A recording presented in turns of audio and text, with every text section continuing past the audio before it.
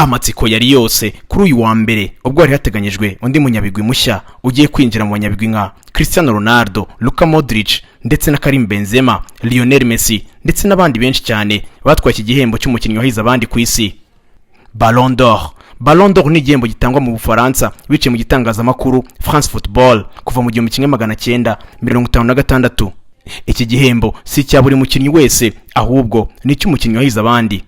Mu ijoro ryakeye ku munsi wo kwa mbere nibwo hari hateganyijwe uyu muhango, ukaba watangiye ku isaha 3 ku masaha ya Kigali ndetse ukabera hitwa Théâtre du Château mu murwa mukuru w'Ubufaransa i Paris. Iyi ni inzu yakira abagera ku 2036. Ikaba ari inzu yafunguwe mu kwezi kwa kane tariki 19 mu 1862. Ikaba yarashyizwe hanze ikahabwa igishushanyo n'uwitwa Gabriel Daviu. Impaka zari zose kuri uyu mugoroba mu gutanga ibihembo, aho delegation yose ya Real Madrid itigeze yitabira. Ese byagenze bite? Iyi ni The Story Behind. Iyi ni Drone Boy Official. Nge ndi Drone Boy. Mbahaye ikaze mu kiganiro. Niba utarakora subscribe kugira ngo wongere wibuke gukora subscribe mu gihe dukomezanya kino kiganiro. Iyi yari inkuru y'akababaro ndetse ni inkuru yatunguye abantu benshi cyane bakurikirana Ruhago ku mugabane w'Uburayi ndetse n'isi yose muri rusange. Reka nyihere mu masaha ya saa 7 hano i Kigali zishyira saa 8. Umwe mu banyamakuru bakurikiranwa ku isi, Fabrizio Romano, umunyamakuru mwiza mu Butaliyani, yaranditse ati: Vinicius Junior ntari buze kwitabira umuhango wo gutanga Ballon d'Or yamaze kumenya ko atari buyitware. Mbibutse ko Ballon d'Or yari iteganyijwe mu masaha ya 3 z'umugoroba, ariko iyi ni inkuru yaje gusohoka amasaha ya saa 7 z'amanywa hafi saa 8. Arakomeza ati: nta numwe muri Real Madrid uri bwitabire guhera kuri perezida wayo Florentino Perez, Carlo Ancelotti umutoza wayo, Jude Bellingham ndetse na Carvajal, nk'uko ikipe yose yamaze kubibyanzura. Ku munsi wo ku cyumweru ikipe ya Real Madrid ndetse n'abatumye umuhango wo gutanga Ballon d'Or i Madrid bari bategerejwe i Paris mu masaha y'ijoro, ariko siko byagenze. Reka twifashishe amagambo y'uwitwa Vincent Cahasia. Uyu ni umuyobozi muri France Football ndetse akaba chief editor wayo.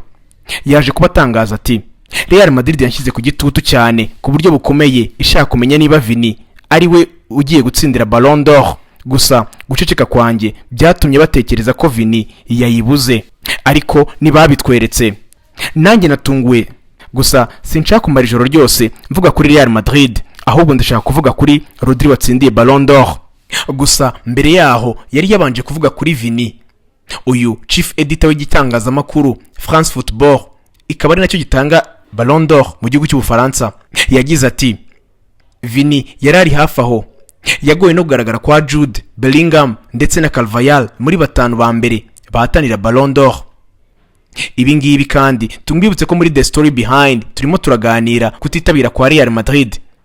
Amakuru avuga ko nyuma yo kwimwa amakuru n'uyu muyobozi Vincent Garcia, chief editor w'igitangazamakuru France Football gitanga Ballon d'Or, Florentino Perez yaje kwegera company bakorana bya hafi, Fly Emirates, ikomoka muri United Arab Emirates. Mbibutse ko iyi company ikomoka bya hafi kuri company ikorana na Manchester City yitwa Abu Dhabi.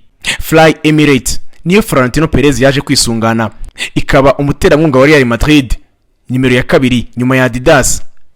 Emirates Airline yishyura byibura miliyoni 70 z'amayero buri mwaka, zikaba miliyoni 75 z'amadolari buri sezo.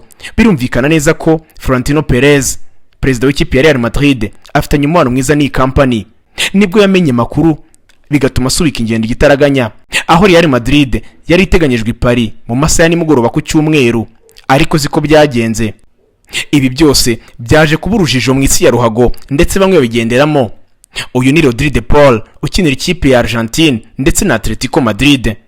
Uyu musore yiriwe atuka ku mbuga nkoranyambaga abafana bikeko karaba Vinicius ndetse na Real Madrid muri rusange. Nyamara uyu musore siwe, kuko yitiranwa n'uwitwa Rodri wo muri Manchester City, aho uyu Rodri wo mu ikipe ya Manchester City yitwa Rodri Hernandez Cascante, akaba akina hagati mu ikipe ya Man City.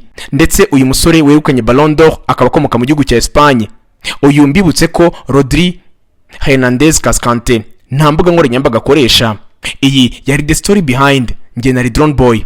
Mbibutse gukora subscribe, like ndetse na share kugira ngo mujye mukomeza mubane natwe muri The Story Behind. iyi ni story behind mu kiganiro nari nateguye ku cyuyu munsi ku byabaye nyuma yo gutanga Ballon d'Or mu isi ya Ruhago ikaza kuba Urujijo.